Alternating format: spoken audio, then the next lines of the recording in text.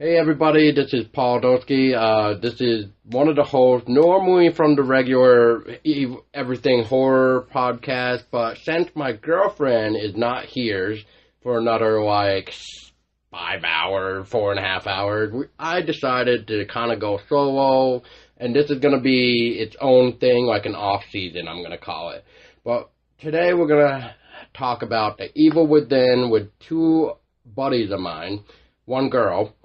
I think you'll really like this one. So let's start this off with The Evil Within. So, I have Crystal and Matt here who both played it. I believe both of them beat it. I know one did. Matt, I forget if you beat it or not, but what do you guys think about, we'll talk about, like, your experience with it and what you liked about it, what you didn't like about it, and yeah, we'll go on with that. So, Crystal, how about we start with you, because we got an interesting story with you anyway.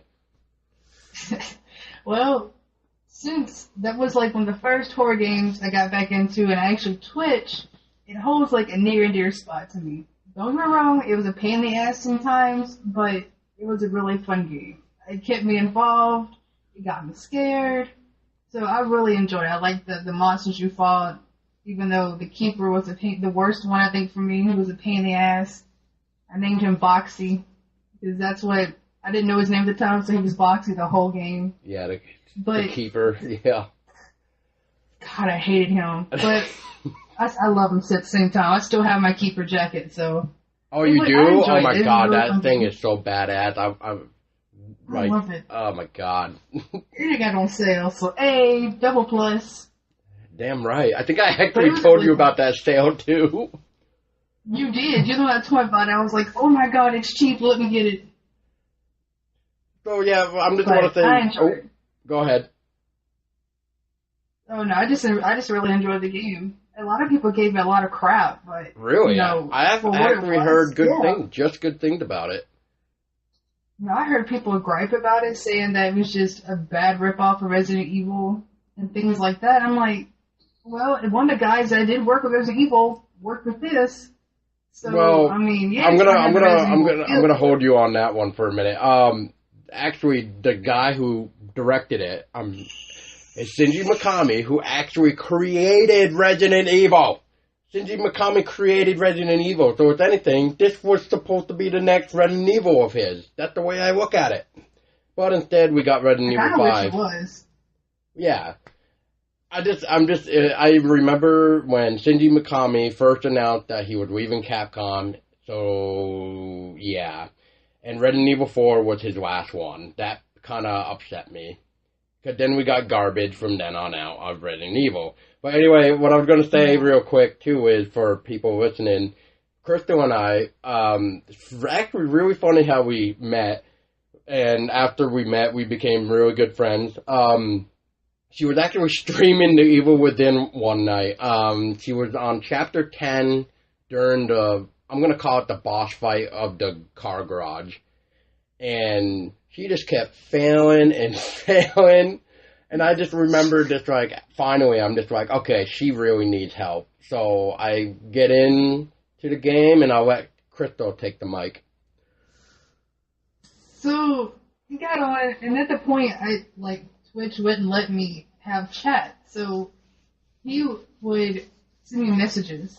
So I had to pause the game and go read the messages, and he was like, look, just restart the level, get all the gear, level up your sniper rifle, and just, you had to shoot in the head or something like this? Some of the body part you had to shoot. Yeah, it was the head. Different canisters or something. You're like, just go for the head, shoot and go for the head. So, after, I don't know how many failed attempts I did that, I finally beat it, and I was so excited. I was like, oh my god, bless you for helping me on this chapter, because I really was getting mad. It was horrible. And then that started a beautiful relationship, and he helped me throughout the game at the end, because I was still kind of dying on most of the chapters. Well, he helped me, and I beat him. Well, I was going to just say real quick, of course I helped you, but, I also gave you, riddles in a way, I'd be like, oh no, look out, two of your favorites, and I even used, the quotations, favorites are coming, and you're just like, oh no. God. Like I said, I think the Boxy was the worst. Out of all of them, Boxy was the worst. Especially at the end when you had to fight two of them. Yep. That was terrible. Oh my god. I think that part right there I died on almost as much as I did the parking garage. I remember first getting to that on my first time, and I'm just like, what the fuck? Like, I didn't even know what I even had at that time anymore. I just remember wishing I had more Magnum bullets, and I think I kind of got lucky. I ended up getting enough to craft the explosive bolt, which kind of sucked for most other people because that was actually a pre-order bonus only, which is weird. So that is kind of weird. Yeah, but I did beat the game also on a Kumo, or however you pronounce that difficulty, where like you could get spit on and die pretty much. Like, you know, like it was just. It was pretty much hardcore mode. Yeah, pretty much. You just want your bundies of diapers and like, because you're gonna shit yourself 1,000 times at least, because you're just like, no, get away from me, don't touch me, kind of thing, because you just, like I said, you can get spit on and die. And I just remember getting to that part even on that mode, but luckily I remembered like what was coming up, and I was like smart enough, like, oh okay, sniper rifle, Magnum, those are the really like the two favorites for the end for me anyway. What would your weapon of choice, Crystal? Mine would have to be the bolt gun. I love the bolt gun.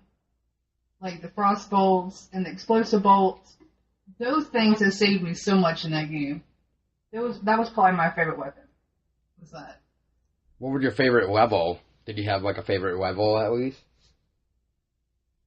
A favorite level?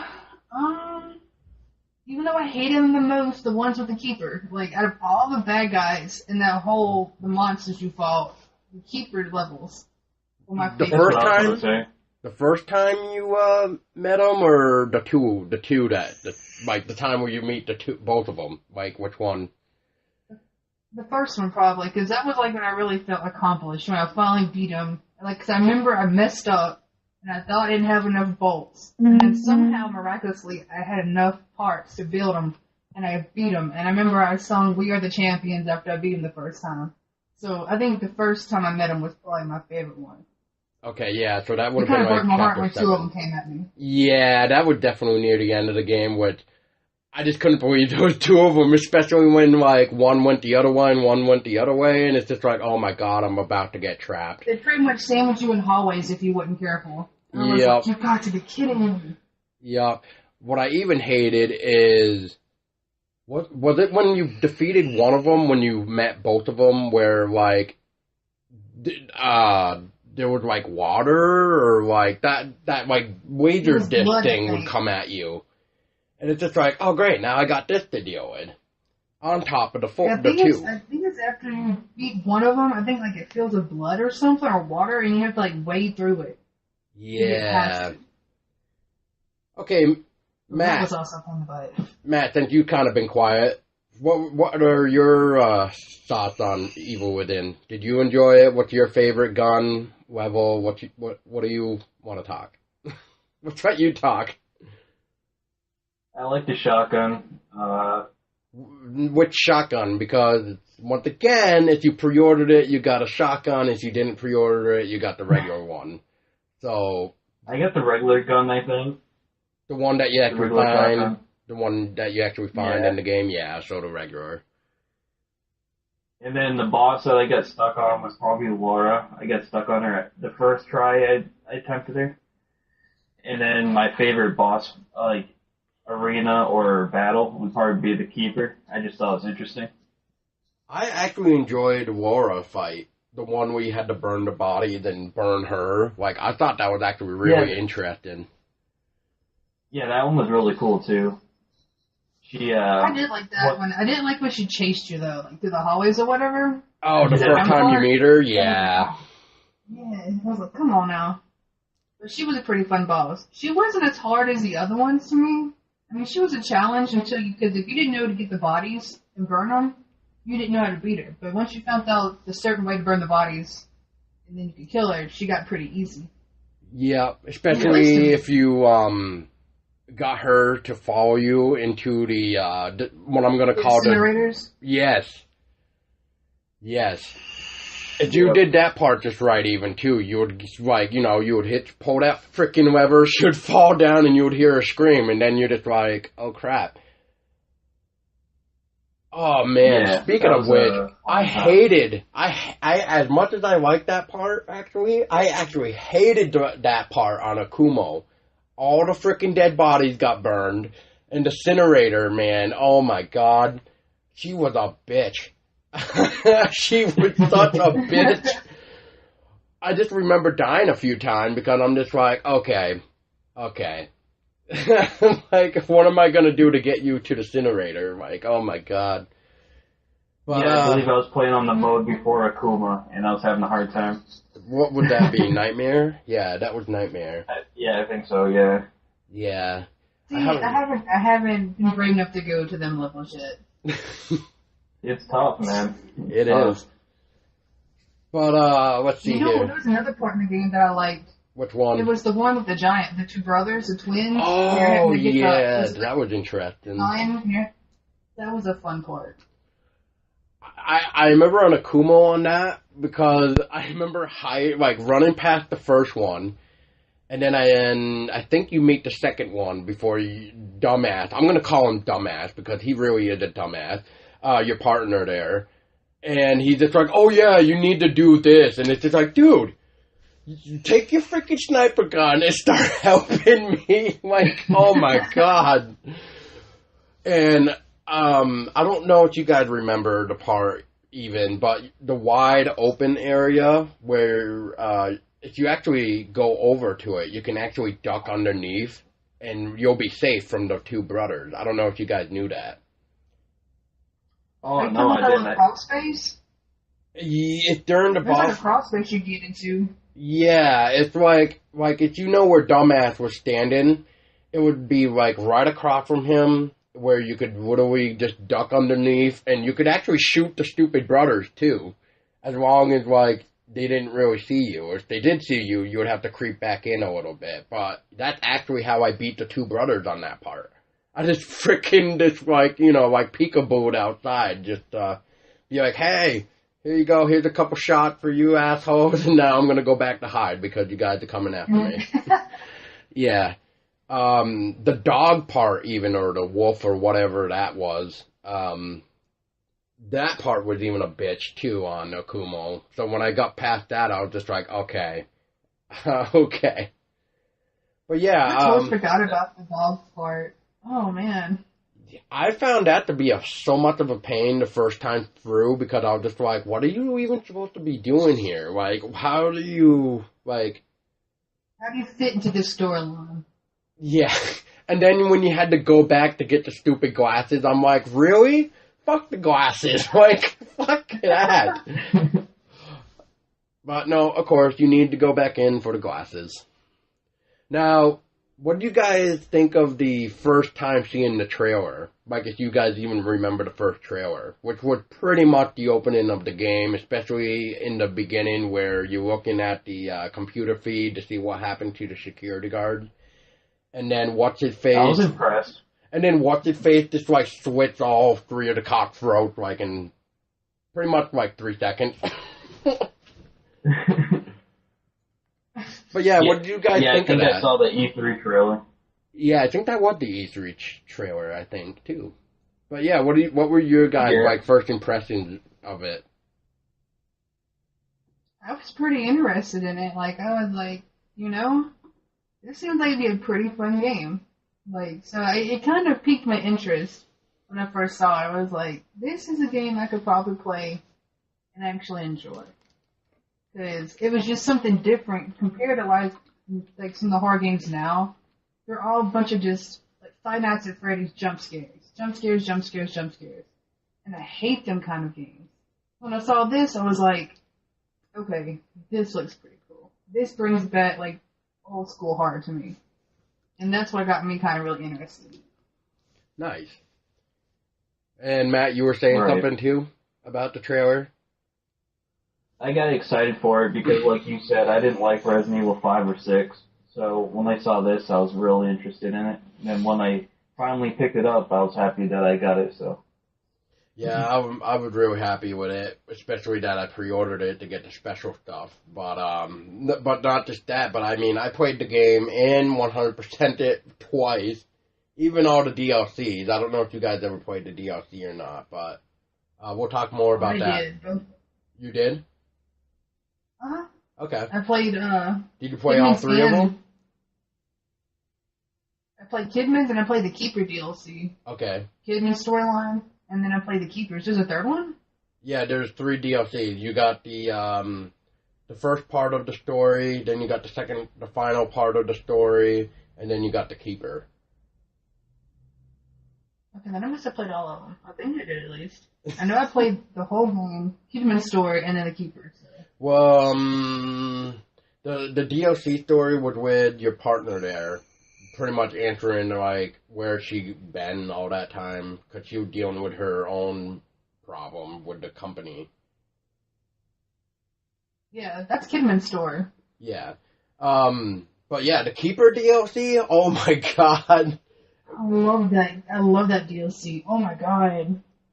I had a lot of fun with it, and I actually thought it was cool that it went from third person to first person. It was different. I enjoyed it. I enjoyed it. Matt, did you? I mean, because I like the Keeper so much, that's why I enjoyed it. Oh yeah, yeah. People. I liked the Keeper too, so it was definitely awesome smashing faces in and all that jazz. Matt, did you play the DLC though? I did not get the chance to play the DLC. I saw that you were playing one time. It looked interesting though. Oh yeah, it was definitely fun. Oh my god, what did they call that freaking enemy? You know which one I'm talking about, Crypto? The one in the DLC? I think they ended up just calling it, like, White Lady. I think that's, like, what they called it, is White Lady. I think so. Something like that. You know which one I'm talking about, though, right? You talking about the one in the Keeper DLC? Nope. You talking about Kidman's? The kid one. It was like the monster with like the white as a head and like it was wearing like high heels and shit, and then if you went into its light, it would slow you down. Oh, the nurse looking one. Yeah, yeah. My God. What did you think of her? Yeah, I know what you're talking about. She was actually kind of tough because she had like that lamp or light for her face or whatever it was. Yeah, with the her light. name is Shade. What's that, Matt? Huh? I was asking. Her name is Shade. I looked it up. Huh. Okay. Yeah, Shade, also known as White Woman. Yeah. Okay. She looks funny looking, huh? Well, it's Shinji Mikami for you. I mean, he probably had something to do with it. I mean, but yeah, I know what you mean, Chris. Though, when you first like meet her and you're just like, what the, like. Oh, man. I'm just like, especially like in the computer rooms and stuff, when you're trying to get past like all the... when you're waiting for the elevator, like that part? Yes. Yes. When they first, I think it's like when you first meet them, I'm just like, oh my god, what the hell is going on? I don't think that was the first time you meet it, because I think it was like in that weird desk area, like when you see it like shine its light for the first time through the wall to create the door or whatever. I think that was the first time. Maybe it was then. Maybe it was the computer one. I really don't remember the DLC that well, but yeah, you were trying to escape the area or something, so you had to call the elevator, and then load up, like yeah, and then White Woman just comes from the frickin' like wall and just goes, "Oh yeah, here I am." Surprise! Surprise! Now I'm gonna kill you when I find you.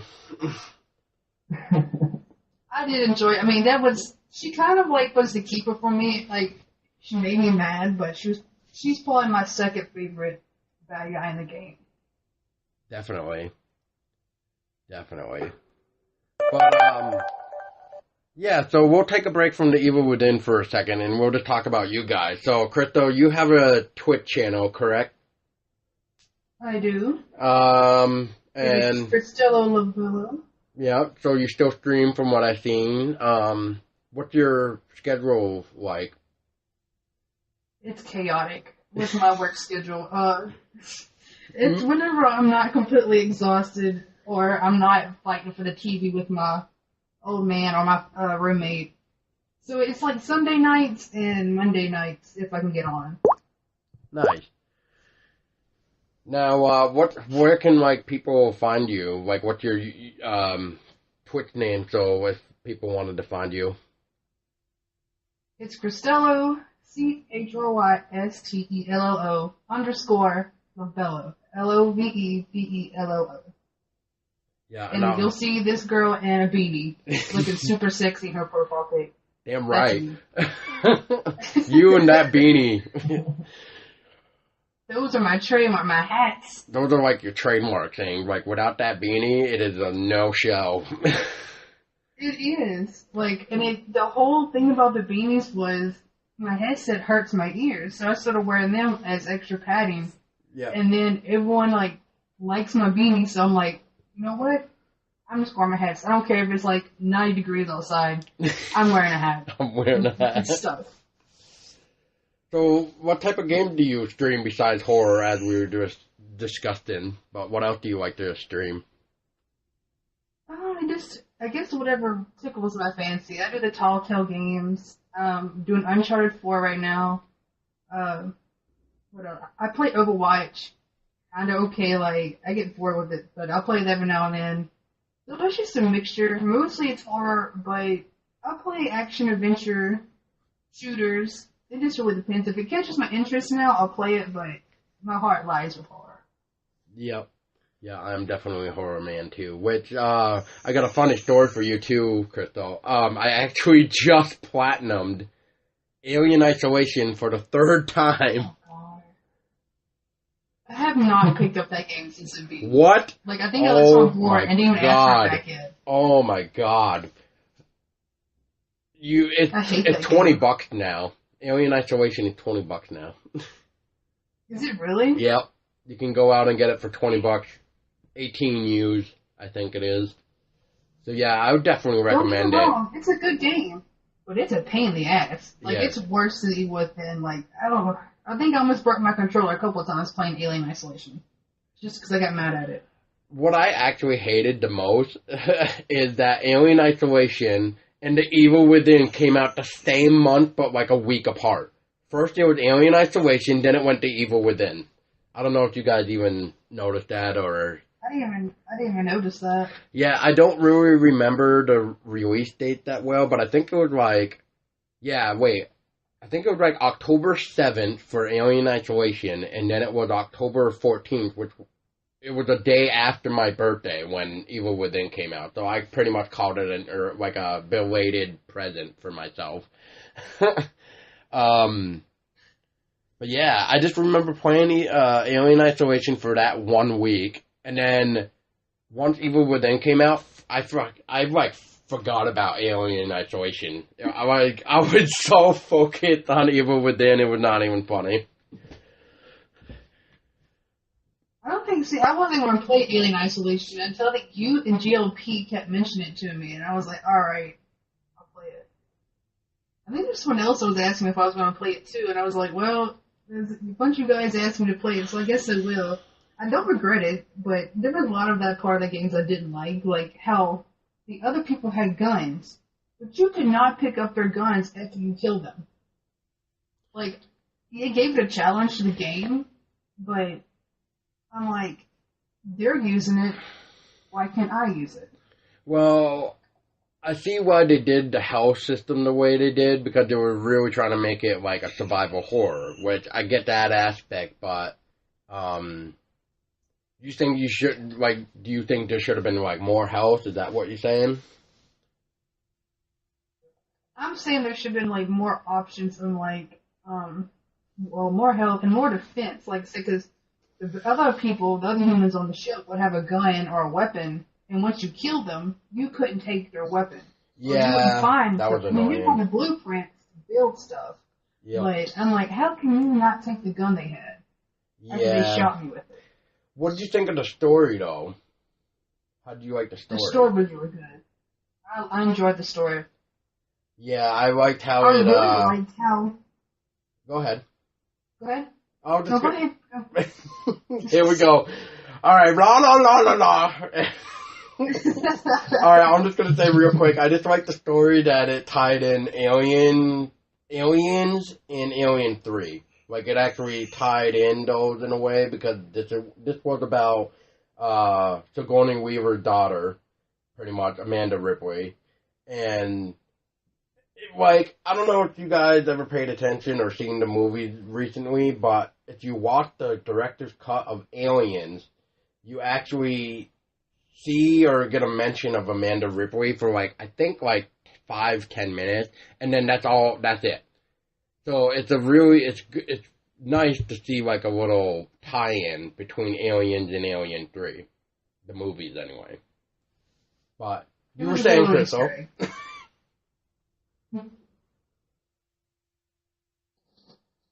So what did y'all not like about the game? Like I didn't like that you couldn't pick up the weapons. Was there anything you guys didn't like about it?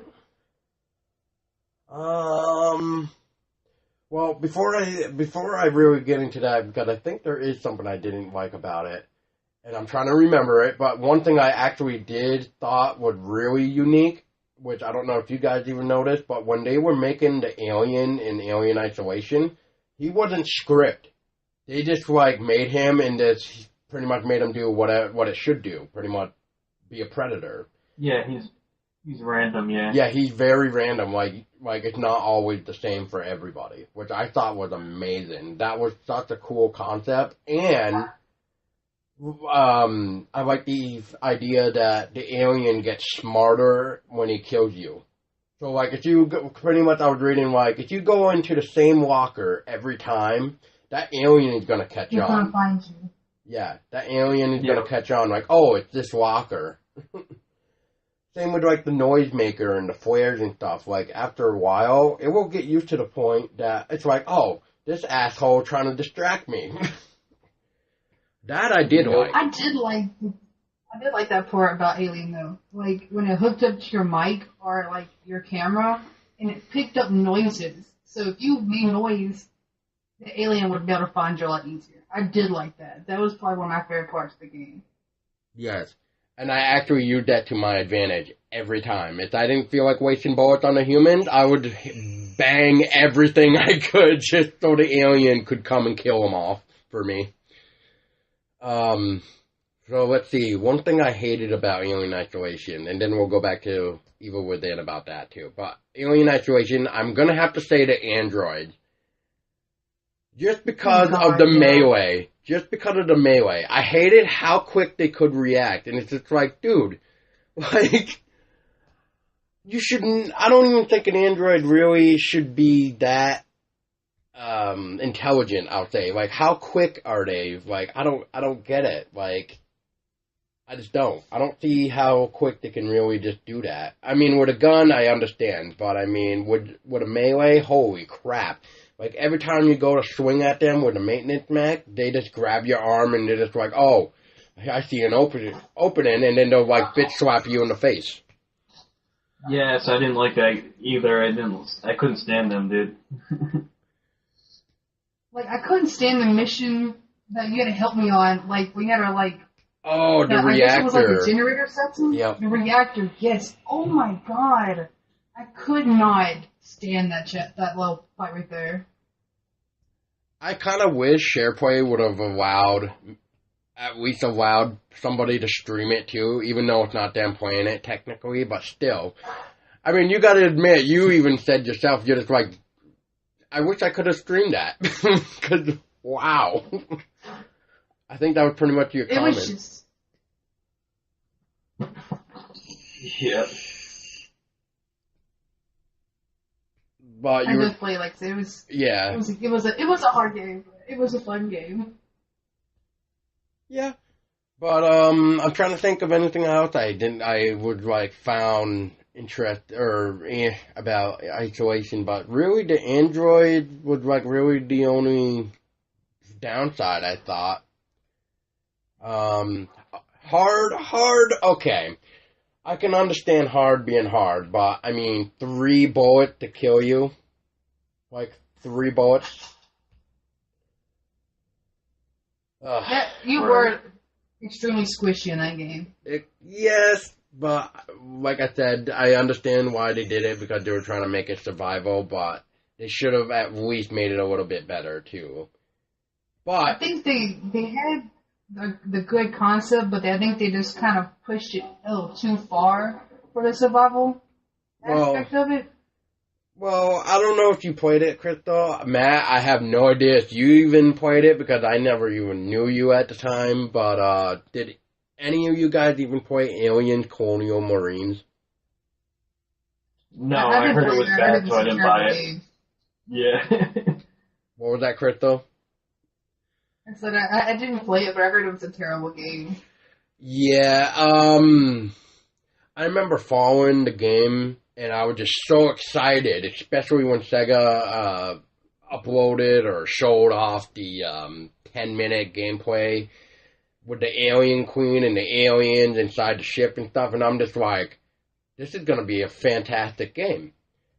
And then, out of the blue, like, when we finally get the game, like, I don't even remember now, like, almost 10 years later, it seems, like, it just took forever.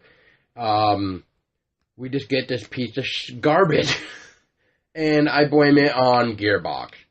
That's right, I'm calling you out, Gearbox. Fuck you for ruining Colonial Marines. And for those of you that don't know why I'm saying pretty much fuck you, Gearbox, it's because Sega gave Gearbox money to build and create Colonial Marines, and Gearbox actually used the money Sega gave them, not on Alien Colonial Marines, no. What they used it on? Borderlands 2. That was kind of a douche move. Yep. And then they... I like Borderlands, but they kind of used it for the wrong thing. Yeah. But anyway, yeah, so back to Evil Within. So what did we not like about Evil Within? Did anybody not like anything about Evil Within? No, I thought it was a good game overall. It made a lot of improvements in the horror genre. Yeah, I don't have any, like, negative aspect of that game. Like I said, being the first horror game that actually really twitched and got me back into the horror genre, like, that's probably going to be one of my favorite all-time horror games. The only really no negativity. I only have like maybe one complaint, and that would be the part where you're in the collapsing buildings, and then you gotta dive in the water while trying to escape through the gate. That's like mainly like my only complaint.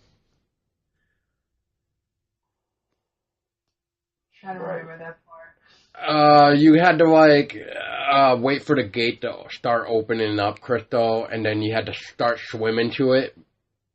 And okay. And then if you made it in time, the gate would shut. But if you didn't, you would get gobbled up by the creature there that's in the water. Okay, I know what you're talking about now.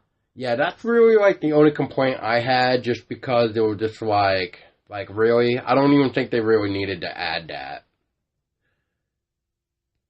I mean, they didn't really need to add the dog part either, but I guess it was just, maybe what they call a filler for the game or something.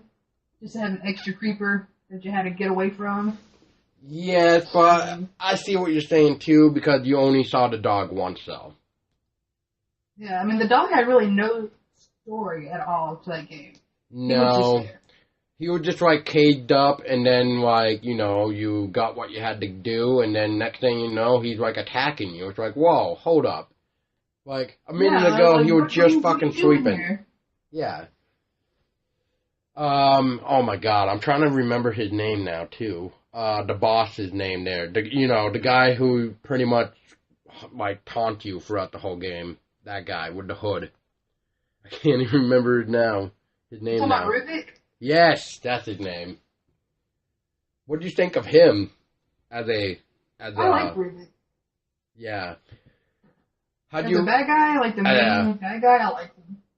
Yeah, he's definitely one of my top favorite villains, just because I like the fact that when you're in the house for the first time, and he, like, taunts you. He, like, you know, the house turned, like, a freaking dark blue or some shit, and there he is. He's, like, coming after you. It's just like, oh, shit. I mean, I do feel bad. Like, he had to, like, I guess that's why I like him, too. Like, they talked about his past and, like, how he became who he was. So I think that you really got to connect with him in a way. So, like, True. I like that about him. Like, he had a fucked up childhood. Yeah, he did. So. Oh, man. I like that. And then Laura, I mean, that was his sister. Spoiler alert, but yeah, that's pretty much what it is. Yeah, that ancestral love affair, whatever it was that was going on. Yeah. The love he had for his sister was not just brotherly love. No. Hell no. Hell to the no. But, yeah, but what Laura became, though, oh, man. Oh, my gosh. That bitch. She became a bitch. Yup. Yup. It was good though. I think it was put together well. Like a lot of people said it was like Resident Evil 4, but I didn't see it. Like I personally didn't really care for Resident Evil 4 when I played it. Really? I just couldn't get into it. Yeah, I didn't care for Resident Evil 4. Resident Evil 4 is probably my favorite Resident Evil. See, the first and second were my favorite. And after that, it just kind of like teetered away. Well, I know Shinji Mikami did about 4 Resident Evil games, I'm pretty sure. I really don't remember the stupid spin-off ones, if he had anything to do with them or what, but, Freaking Raccoon City, that garbage right there. Not Operation Raccoon City, no. I know he had nothing to do with it, thank God. But, no, I'm trying to remember their names, oh my God. It was like a game inside of a game kind of thing. Like, there were multiple things you could do. Like, one had, like, a zoo in it. One had, like, an apartment or a bar or some shit in it. Oh, it was like the Stumpin' Files. It was like Resident Evil Stumpin' Files or whatever. Like the Dead Files. I played Revelations. What is Revelations? Which, I think Shinji Mikami actually had something to do with the first Revelation, by the way. Because the first Revelation came out for 3DS before it came over to consoles. So I'm pretty sure Shinji Mikami had something to do with that, at least. And that was actually pretty... I played that one for the 3DS. That was actually pretty cool for a handheld version. Yeah, of course. Now all my now sorry about that, guys. Now everybody's trying to get a hold of me.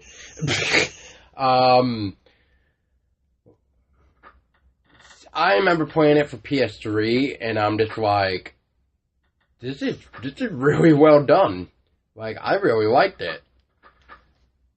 Especially the quote unquote mercenaries that you had, if you even wanted to call it mercenaries. That was even fun. Trying to think what else that we could talk about. Was there anything else that you guys wanted to add? Great game, go buy it, kids. Go buy it. Your money. Yes, go support the horror Godfather, Shinji Mikami's project, Tango Gameworks. Go support it. My part 2. And hope that the Friday the 13th game comes out. And hope that what? Right. The Friday the 13th game comes out. Oh, the Friday the 13th game? It's coming out. It's just a matter of when. Keep pushing it back. It's making me nervous. But, I know what we can talk about in a minute. But, Matt. Yes? Actually, Crystal's got to go in a minute. Anyway, but just real quick, Crystal, and then I'll let you go, I promise. But, did you hear that Bethesda was talking possibly about The Evil Within 2 because the first one did so well? Did you hear about that? No, I did not. Yeah. I hope they do. Yeah, there's a possibility in the near future that we could possibly see The Evil Within 2. I hope so. Yeah, I hope so too.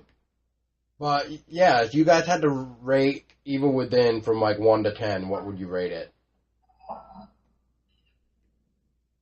I'm biased. I want to say 10, but that's me being biased because I really like the game. For a game overall, I'd probably give it a 9.8. Yeah. Because there are some things that probably could have changed or done differently. But like I said, me being biased, I don't see it. But for that game, I give it a 9.8. I'm gonna have to give it a 10, me being biased too, but in overall, I would say 9.5. Yeah, same. I'd probably give it a 10, but probably 9.8, 9.7-ish. We're also biased towards this game. Right. It's just a good game. So what did you think of the main character story in Evil Within? What do you think of that? What? Especially, well, Matt, you wouldn't really know too much either of what I'm gonna say to you, but I even like Crystal when you're playing the DLC, when your partner first meets the main character, and then you learn about like his family and why he had the drinking problem. I actually thought that was actually cool. They did. They told a backstory of why. Wow, what was it? It's not Isaac. I don't think. Sebastian. That's all I remember about his name. Sebastian. Yeah. I just remember Sebastian had a drinking problem. And it's a very good understanding why he had a drinking problem from what he went through as well. So, yeah. I mean, they really got you involved with the characters. Like, they told you stories. The only one that really didn't have a story was the other guy. Yeah, I know who you mean, the dumbass. I just can't think of his name. Yeah. He's the only one. I kind of wish they had a DLC for him, just to give a little more backstory on him. But, I mean, Kidman's backstory was really good, because you had no idea, like, behind the scenes, what was going on. And then when you play your DLC, you're like, whoa, she's pretty much playing for the other team. She's, like, undercover. Spoiler. Well, Another years if you don't want to hear that. Well, I think there was a little bit of his story, but not as much, which I will agree with that. There should have been at least one DLC with him. But I do remember in Kid DLC, you actually had to verse dumbass. Spoiler alert again, but that was interesting how they did that, because I think it was because that guy was going to rat on Kid, because I think Dumbass actually ended up figuring out what was going on with Kid. She was. Yeah. But that's like, I'm not gonna lie. My favorite storyline though, like backstory besides Rubik's, was the Keeper's DLC. Because this whole time I'm thinking, alright, this is one of Rubik's creations. The chest, I always thought like the chest was like how he locked his secrets or whatever. That kept his deepest, darkest secrets, and that was what created the Keeper. And then you play the Keeper's DLC, and you see who the Keeper is. right. So I thought that was really cool. And you read all the files, and it tells you who you're going to fight, and this and that. I'm like, okay, that's pretty cool. Oh, speaking of files, what do you think of the missing people flyers? That was pretty interesting. Yep. I don't want to say too much about one, but that final missing person one, that was cool how they did that. If anybody remembered the final missing person one. I remember some of them. I don't know if I remember the last one, but I remember some of them. I just thought it was interesting that they had like the missing files and stuff, though. If you remembered it, well, it was the person who helped you along the way, if I may say. If that helped you guys at all. It's the person that helped you along the way, kind of. No? Was it a female? It was a female. I think I knew who it was. I'm not going to say it, though. But I think I knew who it is. Yeah. Yeah, I'll message you in a minute, Crypto, to see if you were right. But yeah, I thought that was kind of interesting when you see the final missing person. It's just like, really? Like, that's That was interesting. Yeah, Matt, since we haven't really talked to you, because Crystal, don't you gotta go? I don't know how much longer you have. I do. I do have to leave. It is, yeah, I got to go. All right, I gotta Crystal. go pick up my. Yeah, well, yeah, that's important. But it was nice chatting with you. We'll have to have you It on was again. fun. We definitely have to talk more horror soon. Hell yes. Yeah, we'll get you. We'll have to do like an off episode thing, like I'm doing. That way, it gives me something to do, and then we can talk about our horror. Talk about Until Dawn next time. Until Dawn's a pretty good game too. Oh my god, I'm actually waiting. Oh man, in that case, you're gonna have to be added to the conversation now too, and Matt. Oh man, that's gonna make 1, 2, 3. We're gonna have 5 people, including me, talking about that game. That's gonna be a fun. Woo! Party. Oh my god, that's gonna be so fun. And yes, I'm probably gonna be drinking that episode because it's gonna be a lot of fun talking about that game. I already know that. But yeah, so one more time, Crystal, before you leave, just let us know who you are and how we can find you on Twitch. I am Crystal. You can find me on Twitch as Cristela Lovebello. It's CHRYSTLO_Lovebello. LOVEBELLO. Just come watch my videos, watch me get mad and cuss at things and get scared. It's always fun. So, I'm always on Sundays and Mondays until my schedule changes. So, yep. Come watch me. And then if you do happen to follow her, just let her know that you heard it from this podcast even, if you want to. So that would be nice and fun. I would totally give you a shout out and kudos on Twitch if you let me know. Damn right. All right, Crystal. I don't want to keep you any longer. Bye, guys. Have fun. See you later. Later. All right, Matt. And just to help finish up the episode here, we'll have you talk about who you are and do you stream kind of thing. And if so, how people can find you. So I'm going to let you take the mic now. Alright, my name's Matt. You can find me at YouTube. It's Gaming Hours, all capitals. And yeah, I do that on a daily basis pretty much. So hit me up there and yeah. I don't do Twitch yet. I want to do it though.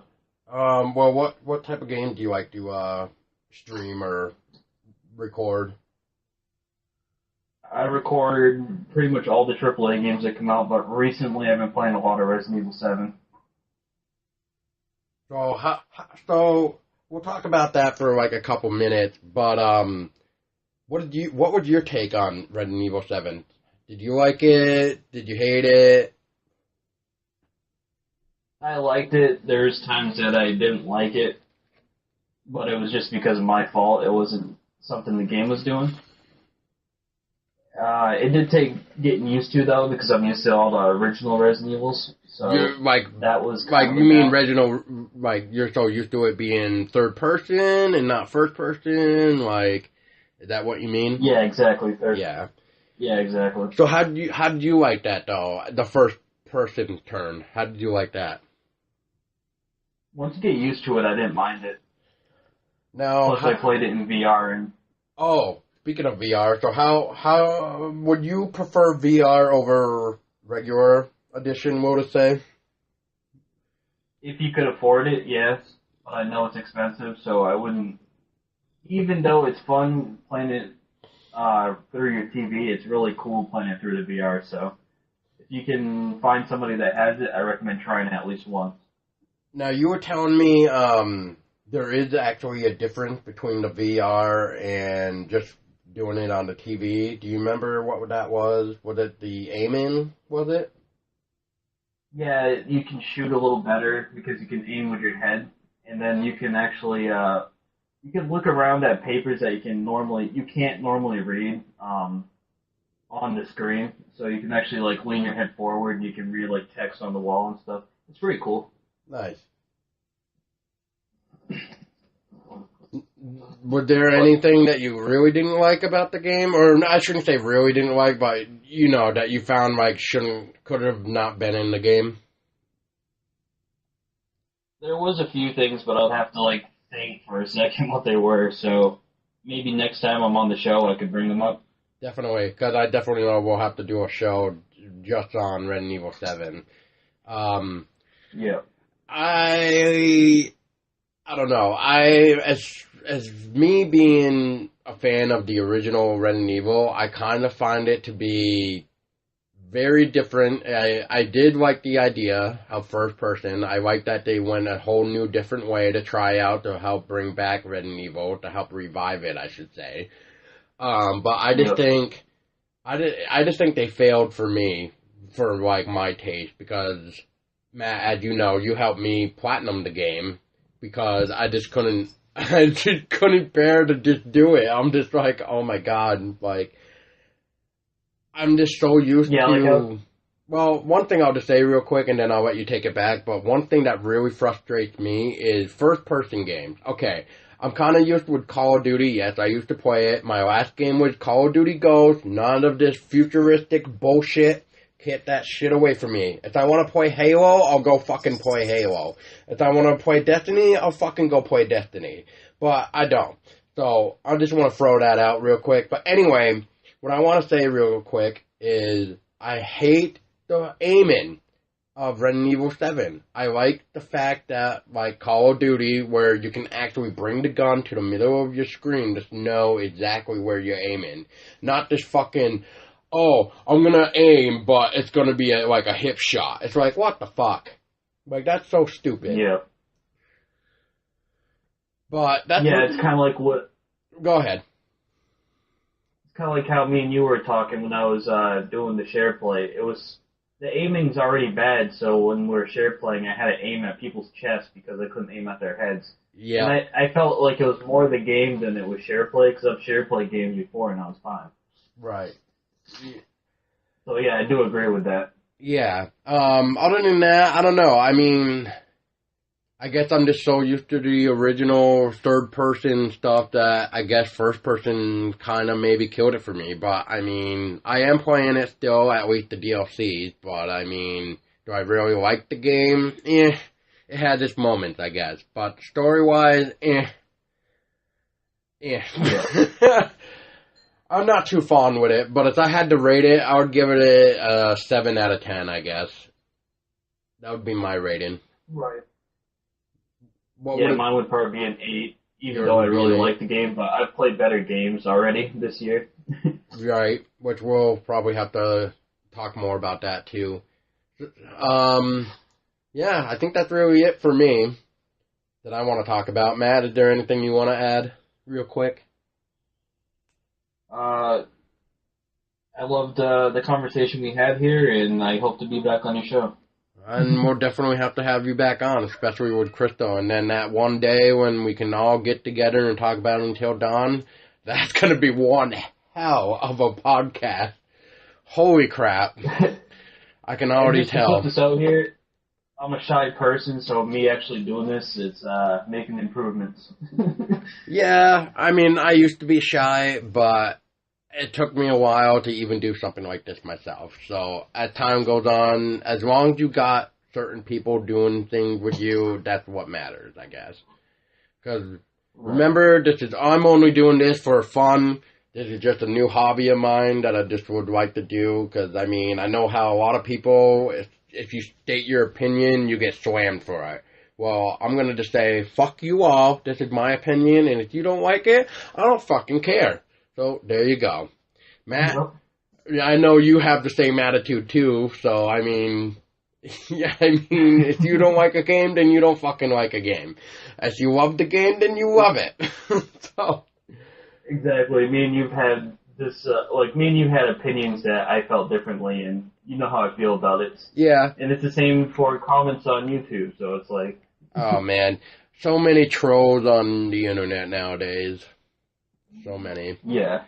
But anyways, yeah. Well, yeah, I mean, well, so, okay, so since we got a little bit of time here, Matt, have you experienced any fucking trolls on your YouTube? Yeah, and most of the time they get auto-blocked anyways because of the spam, which is kind of funny. Why? What do they do? Like, what do they do to spam to get blocked? Like, what do they do? They swear and threaten, and then it blocks them automatically. So.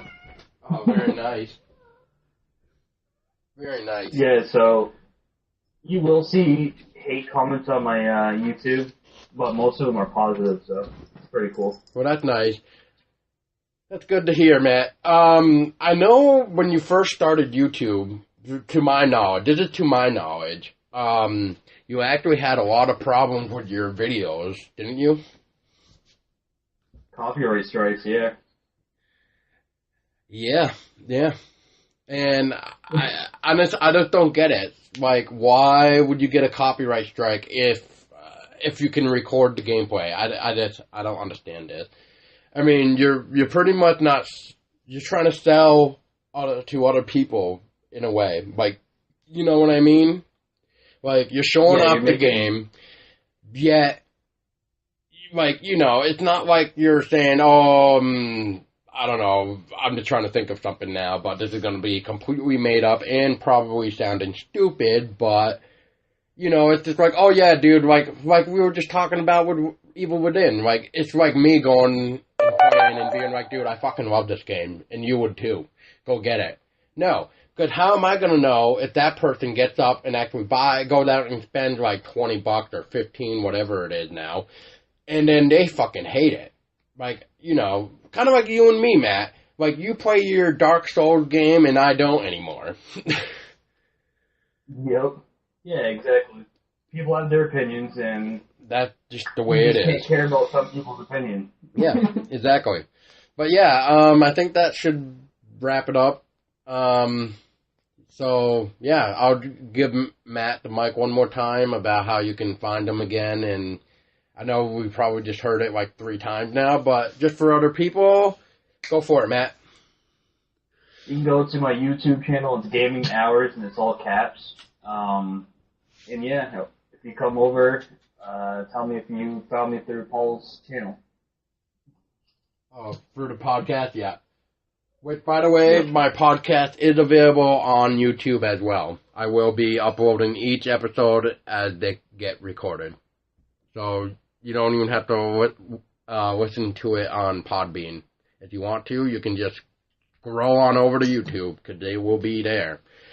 And they will be under my YouTube channel called Devil Thunder HC, which used to be my gaming account, but now I don't really do it that much. It's more like every now and then, I guess. But I'm trying to make it do a comeback with this podcast, so you can go to youtube.com Devil Thunder HC, and you will find it. And once again, thank you, Matt, for being on here and chatting with me about the Evil Within. No problem. All right. Take care, guys.